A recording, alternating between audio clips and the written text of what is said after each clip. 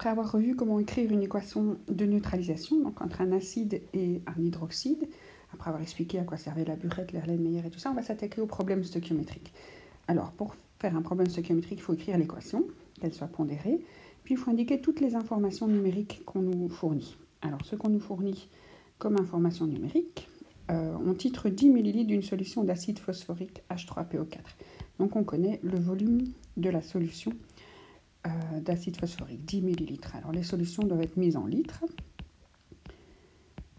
Alors, pour ceux qui ont du mal avec ça, toujours écrire le chiffre 1000. Il y a 1000 ml dans un litre. Et puis, on met les 10 et on voit que ça fait 0,01.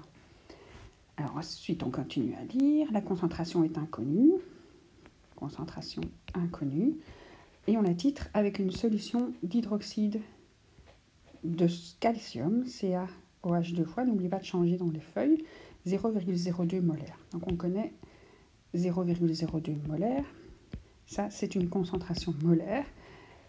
Et la réaction est une neutralisation, on génère un sel, ça on avait déjà écrit l'équation, et le sel reste en solution aqueuse.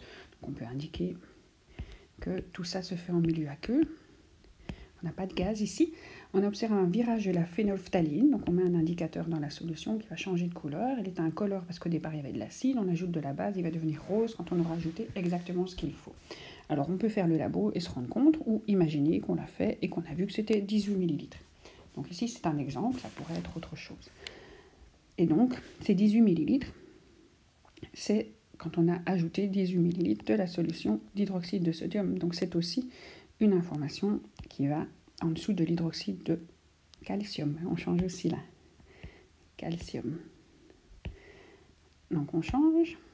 Volume de solution, 18 ml. De nouveau, il faut placer ça en litres. Donc on met le 18, on voit 0,018 litres. Pour indiquer les informations numériques, il n'y en a plus dans le reste du texte, en dessous de chaque molécule dans l'équation. Et donc, on ne va plus avoir besoin de l'énoncer. On peut allonger les colonnes. Et donc, ensuite, avec ces données numériques, il faut transformer en nombre de moles. Alors, pour obtenir un nombre de moles à partir des concentrations et du volume de solution, on doit faire C fois ES, des moles par litre. Moles par litre, c'est ça, molaire, fois des litres. Donc 0,02 fois 0,018, on obtient 0,3036. Elles sont des moles. Et c'est la seule colonne où on a une information. Ici, on ne sait pas calculer le nombre de moles, puisqu'on n'a que le volume, et dans les autres, on n'a même aucune information. Alors, on fait le tableau d'avancement. Alors, le tableau d'avancement, c'est le nombre de moles initial, la variation, et le nombre de moles final. Et on va le faire pour chacune des molécules de l'équation. Du côté des produits et du côté des réactifs, ça va être légèrement différent, donc on fait une plus grosse séparation. Alors l'information qu'on a, 0,00036, ça concerne un réactif, donc ça se met à la ligne du N0. Si c'est un réactif, il va disparaître comme l'autre réactif, tandis que les produits vont apparaître. Et les produits, on n'en a pas au départ. Voilà. Ensuite, quand les molécules réagissent entre elles, elles réagissent selon les coefficients de l'équation. Donc, 2 molécules d'H3PO4 doivent chaque fois réagir avec 3 molécules de CaOH 2 fois et donner une molécule de Ca3PO4 2 fois et 6 molécules d'eau. Et donc, on peut faire les réactions à l'échelle molaire, à l'échelle moléculaire ou à l'échelle particulière de l'exercice. Alors, pour trouver ce petit wagon, ce petit bateau, ce degré d'avancement qui va être valable pour toutes les molécules, la formule c'est, on regarde la variation du nombre de moles et on divise par le coefficient. Alors on se dit que à la fin de la réaction, quand on aura ajouté juste ce qu'il faut de réactif à partir de la burette, on sera à 0. On aura tout consommé pile poil exactement. Donc dans ma burette, j'avais quelque chose, moi je dessine toujours des petites boules pour les bases et des petits triangles pour les acides. Et si j'ai ajouté juste ce qu'il faut de base, je n'ai plus du tout de base. Et peut-être que la dernière petite goutte qui va changer la couleur sera légèrement superflue, mais on peut estimer que c'est à peu près 0. Voilà. Alors, ma variation de mole de 0,36 à 0, ça fait 0,0036 divisé par 3. Et donc ça me fait 0,0012. Et donc ce chiffre-ci, c'est la façon dont toute mon équation va avancer.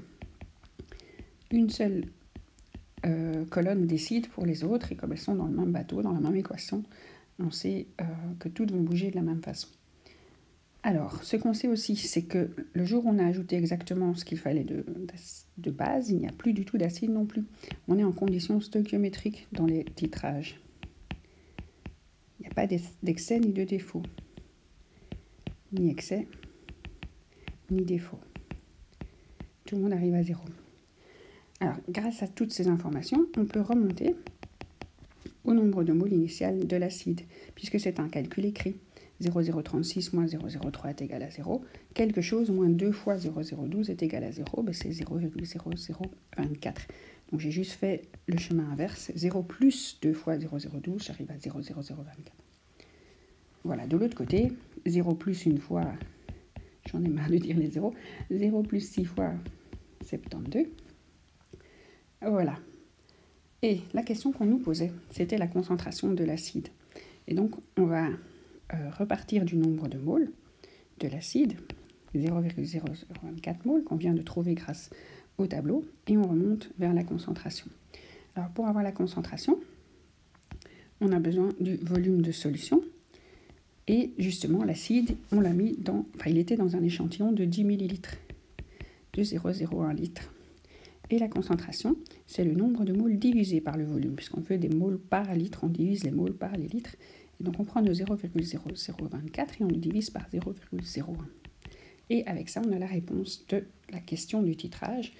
Quelle est la concentration de la solution inconnue? Il faut multiplier par 100. Voilà.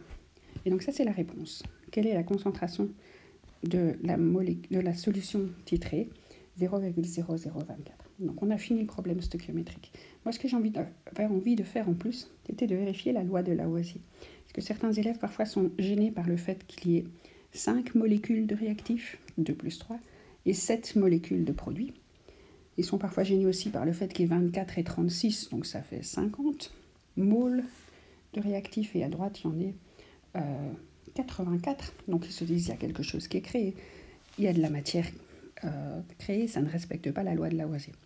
Alors ce qu'il faut se dire, c'est que la loi de Lavoisier, ça concerne les masses. On va calculer les masses à gauche et les masses à droite. Donc rien ne se perd, rien ne se crée. Se perd, rien ne se crée. C'est la matière. Les masses, l'énergie aussi, ça on a vu dans le chapitre de physique, mais ici on est en chimie. Et donc on va transformer tous nos nombres de moles en masse. Donc on a des moles au départ, on va calculer quelle est la masse au départ, on va calculer quelle est la masse à la fin, et on va se rendre compte que c'est la même. Et donc pour avoir la masse à partir du nombre de moles, on a toujours besoin de la masse molaire. Alors pour H3PO4, c'est 3 fois 1 plus 31 plus 4 fois 16, ça nous fait 98 grammes par mole. Pour avoir la masse, je prends le nombre de moles fois la masse molaire. Le nombre de moles, il était de 0,00024 fois 98. Et donc ici, j'ai 0,02352 grammes. On continue avec la deuxième molécule qu'il y avait au départ. La masse molaire du CaOH 2 fois, c'est 40, plus 2 fois 16, plus 2 fois 1. Alors ici, je souligne le fait que certains élèves ont parfois envie de prendre le coefficient, donc le 3Ca ou le 2H3PO4, mais il ne faut pas. Ce n'est pas parce que la molécule réagit par groupe de 3 ou par groupe de 2 que sa masse molaire change. La matière reste du CaOH 2 fois, même s'il réagit plusieurs molécules à la fois. Et donc la masse molaire, ça nous fait un 74 ici. Et quand on calcule la masse du CaOH 2 fois, toujours la même formule, je ne réécris pas le calcul, on obtient, donc on fait 0,0036, si on va l'écrire, fois 74, on obtient 0,02664 grammes. Alors on va regarder si à droite on a la même masse, c'est ça qu'on veut vérifier. Donc du Ca3PO4 2 fois, c'est une grosse molécule, il y a 3 fois 40, plus 2 fois 31, plus 8 fois 16, et ça c'est 310 grammes par mole. Et on calcule donc cette masse en faisant 0,0012 fois 310. Ici, on a 0,37 avec un 0. 37,2 grammes. Pour l'eau, la masse molaire de l'eau, 18 grammes par mole, 2 plus 16. Et on fait la masse, le nombre de moles fois la masse molaire. Ici, c'est 0,0072 fois 18 et on obtient 0,01296 grammes. C'est là que c'est l'heure de vérité. Donc, quand on additionne les deux masses initiales des deux réactifs ensemble, la masse totale au départ, ça nous fait 0,05116 grammes. Et si on additionne la masse finale qu'on a à la fin avec les produits, on a exactement la même chose. Masse totale finale, 0,056 grammes. Donc même si le nombre de moles a l'air différent, la masse, la matière, le poids que ça représente n'a pas changé.